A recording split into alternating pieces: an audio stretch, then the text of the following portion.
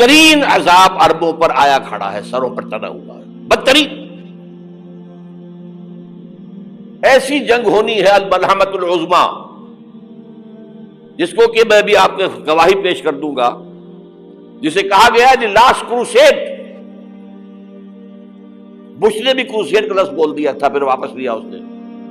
نکل جاتی ہے جس کے منہ سے سچی بات مستی میں، فقیہ مصلحت بھی سے اور ہندے بادہ خار اچھا، کروسیڈ کہہ کر پھر واپس لیا۔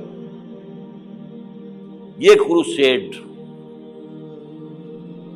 اس کے اوپر جس قدر نقصان ہونا ہے عربوں کا، گریٹر اسرائیل بنے گا، یہ عراق، شام، اردن، سعودی عرب کا کچھ شمالی علاقہ، ترکی کا جنوبی علاقہ، مصر کا صحرائے سینا، اور اس کے ساتھ ہی جو بہترین اس کا زرخیز ترین علاقہ ڈیلٹا آف نائل، یہ سب یہودیوں کے قبضے میں جائے گا۔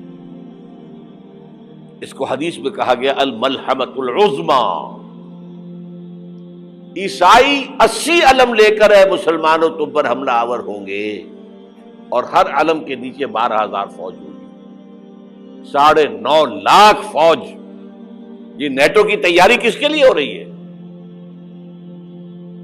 جب یو ایس ایس آر کا خاتمہ ہوا تو پوچھا گیا تھا نیٹو چیف سے، اب کس لیے؟ تمہارا وہ دشمن تو ختم ہو گیا، اب ہمیں اسلامک فنڈامنٹلزم سے نمٹنا ہے۔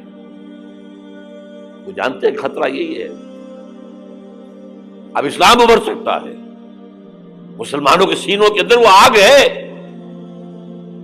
اوپر خاکستر آ گیا ہے، تم کو اٹھانا بیٹھنا، یہ اندر تو انگارہ ہے، اوپر سے راکھ ہے، اس سے دھوکہ نہ کھا جانا ان کے دلوں کے اندر۔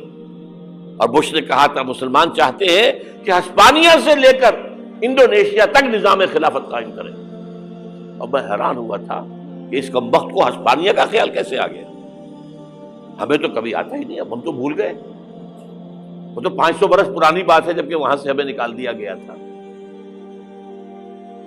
اگرچہ اقبال نے کہا تھا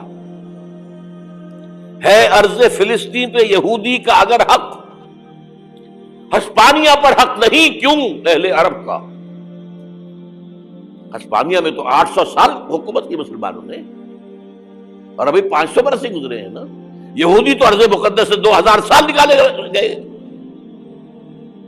انہیں لا کے آباد کیا گیا، عربوں کے سینے میں خنجر بھونک دیا گیا۔ وہ چھوٹا سا ملک جو چاہتا کرتا، کوئی پوچھنے والا نہیں۔ امریکہ جیسے اپنے بیٹے کی حفاظت کرے ویسے کرتا اس کی۔ اور حضور نے فرمایا ہے وہ جنگ جب ہوگی تو ایک باپ کے اگر 100 بیٹے ہوں گے تو 99 ختم ہو جائیں گے، ایک بچے گا۔ یہ حدیث ہے، حدیث ہے صحیح۔ اور آپ نے فرمایا ویل للعرب من شر قد اقترب، عربوں کے لیے ہلاکت ہے، عربوں کے لیے بربادی ہے اس شر سے جو قریب آ چکی ہے۔ اور آج جس طرح انہوں نے ان کی تہذیب کو اختیار کر لیا ہے، دبئی جا کر دیکھیے، بدترین مغربی معاشرہ جو ہے وہ دبئی کے اندر ہم نے قائم کر کے دکھا دیا۔ اب سعودی عرب اس راستے پر بڑھ رہا ہے۔ اور اس کے بعد نمبر 2 پر جو ہے ہم پاکستانی ہیں، لیکن میں اس کے وہ پہلی بات جو کہہ رہا ہوں وہ تو یقینی ہے، اس میں تو احادیث صحیحہ موجود ہے۔ اگرچہ اس کے بعد پانسا پلٹے گا، پھر حضرت مہدی کا ظہور ہوگا، حضرت عیسیٰ کا نزول ہوگا، اور وہ گریٹر اسرائیل گریٹر گریو یارڈ بنے گا یہودیوں کا، ایک ایک یہودی قتل ہوگا اور دفن ہوگا۔ یہ بات میں ہونا ہے، میں پہلی بات پر فرض کر رہا ہوں۔ وہ پانسا پلٹے گا جب پلٹے گا، ابھی جو سامنے ہے وہ کیا ہے؟ جس ملحمۃ العظمیٰ کہا حضور نے، جسے آرمگیڈون کہتے ہیں عیسائی۔ آرمگیڈون کی اگر کہیں جا کر آپ دیکھیں گے، آپ ڈکشنری میں مانی تو کیا لکھا ہے؟ A very big war which will be fought between the forces of evil and good before the end of this world. اس دنیا کے خاتمے سے پہلے خیر اور شر کی قوتوں کے درمیان بہت بڑی جنگ ہوگی۔ ارمجدون اسے کہتے ہیں عربی میں، اور آرمگیڈون اسے کہتے ہیں انگریزی کے اندر، اور یہ بائبل کی آخری کتاب کے اندر ہے۔ جو اس میں کہ مکاشفات یوحنا، ریولیشنز آف سینٹ جان، یہ تو میں کہہ رہا ہوں یقین کے ساتھ، اور زیادہ دور نہیں ہے، آیا چاہتا ہے۔ اس لیے کہ یہودیوں کا اور عیسائی جو کنزرویٹوز ہیں، نیو کنزرویٹوز، ان کا 5 نکاتی ایجنڈا ہے متفق علیہ، جس کے تحت کہ یہ جنگ صلیبی شروع کی گئی ہے۔ تو سن لیجئے آپ، آرمیگیڈون نمبر 1، گریٹر اسرائیل قائم ہو جانا اس کے نتیجے میں نمبر 2، مسجد اقصی اور قبۃ الصغریٰ کو گرانا نمبر 3، وہاں 3rd ٹیمپل، وہ مسجد جو حضرت سلیمان نے بنائی تھی 1000 قبل مسیح میں، پھر برباد کی تھی نبوکدنضر نے، دوبارہ بنائی گئی، پھر دوبارہ ختم ہوئی 70 عیسوی تک گری پڑی ہے۔ ان کا خانہ کعبہ گرا ہوا ہے 70 عیسوی سے لے کر آج تک۔ ایک دیوار ہے ویلنگ وال، جہاں جاتے ہیں، روتے ہیں، پیٹتے ہیں، ماتم کرتے ہیں، وہاں وہ بنے گا 3rd ٹیمپل۔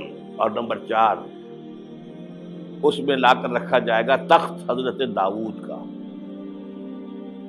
یہ تخت کہاں ہے اس وقت؟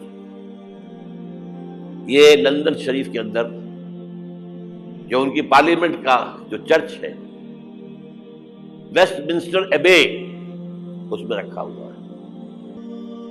یہ لا کر رکھا جائے گا 3rd ٹیمپل میں، اور اس پر یہودیوں کے خیال کے مطابق ان کا مسیحا آئے گا جو مسیح دجال ہوگا۔